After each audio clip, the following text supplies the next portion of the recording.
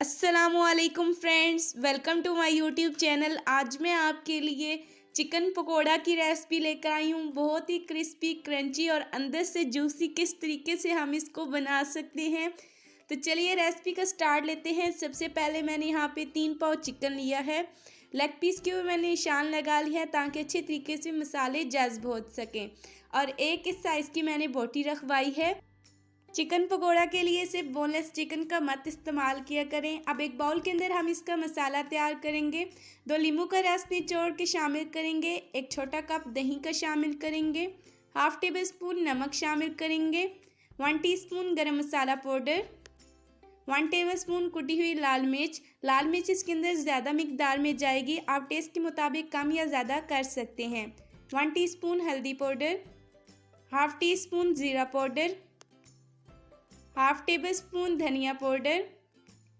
Half tea spoon काली मिर्च का powder. 1 table spoon लहसुन, अदरक और सब्ज़ मिर्च का पेस्ट शामिल करेंगे। फ्रेश धनिया शामिल करेंगे। 2 टेबल स्पून कॉर्नफ्लोर शामिल करेंगे। और एक छोटा प्याला मेरे पास बेसन का है। पहले मैं इसको हाफ कप शामिल करूँगी और अच्छे तरीके से मिक्सचर को मिक्स कर लेंगे।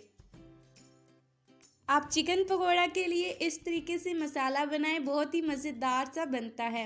अब थोड़ा सा पानी शामिल करेंगे और इसका गाढ़ा सा मिक्सचर तैयार कर लेंगे।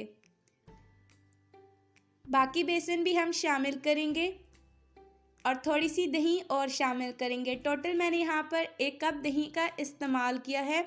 दही आपने कोशिश करनी है कि खट्टा दही इस्तेमाल करना है।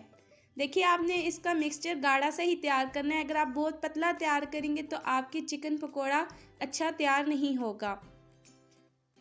इस तरीके से बैटर आपने अच्छे से तैयार कर लेना है। अब हम इसके अंदर पहले चिकन शामिल करेंगे। थोड़ा सा मैंने चिकन शामिल इसलिए किया है ताकि हम अच्छे तरीके से बेसन की कोटिंग कर सकें।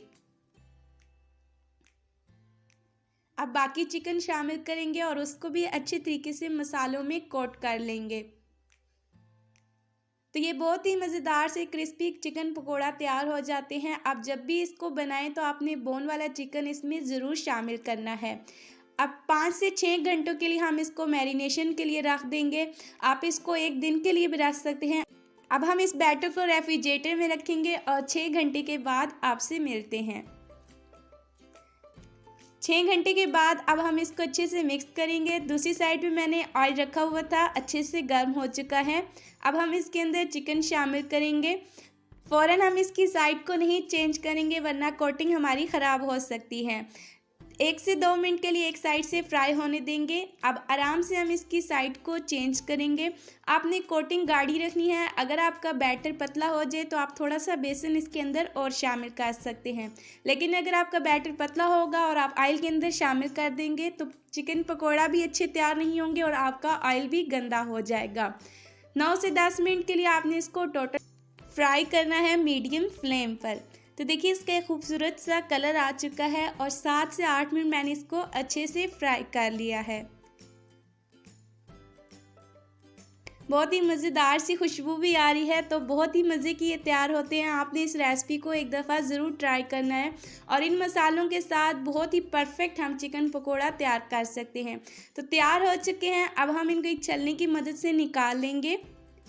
बाकी पकोड़े भी हम इसी तरीके से फ्राई करेंगे। तो चलिए, अब इनको भी हम 8 से 9 मिनट के लिए मीडियम फ्लेम पर फ्राई कर लेंगे। तो तैयार है हमारे मज़ेदार से चिकन पकोड़ा, जो बाहर से क्रिस्पी और अंदर से जूसी तैयार हुए हैं। इनको भी हम एक प्लेट के अंदर निकालेंगे। मैं इनको सब्ज़ चटनी के साथ सर्व कर रही हूँ, आप केचप के साथ भी कर सकते हैं। देखिए, अंदर से बहुत ही जूसी और बहुत अच्छी तरीके से चिकन गल चुका है। आप भी इस रेसिपी को ज़रूर ट्राई करें। इंशाल्लाह आप इसको एंजॉय करेंगे अपनी फैमिली के साथ, फ्रेंड के साथ। अगर आपको अच्छी लगती है तो लाइक ज़रूर करें, शेयर करें, मेरे चैनल को सब्सक्राइब करना ना भूलें और जाते जाते खूबसूरत सा कमेंट करें। अगली वीडियो तक दीजिए इजाज़त। अल्लाह हाफिज़।